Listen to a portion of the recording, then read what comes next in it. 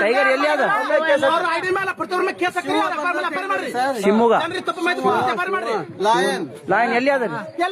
quarantine ಅದಾರೆ ಯಾವಾಗ ಬರ್ತಾವ್ರಿ ಅದು ಡಿಸ್ಪ್ಲೇ ಜೂನ್ 15 ತನ ಅವಾಗ ಚಾಲು ಮಾಡ್ಬೇಕ್ರಿ ಅದೇನ್ ನೋಡಿಲ್ಲ ಏನ್ರಿ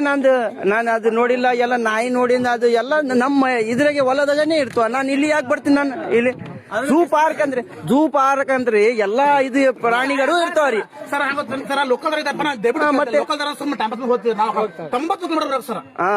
ಡೀಸೆಲ್ ಹಾಕೊಂಡು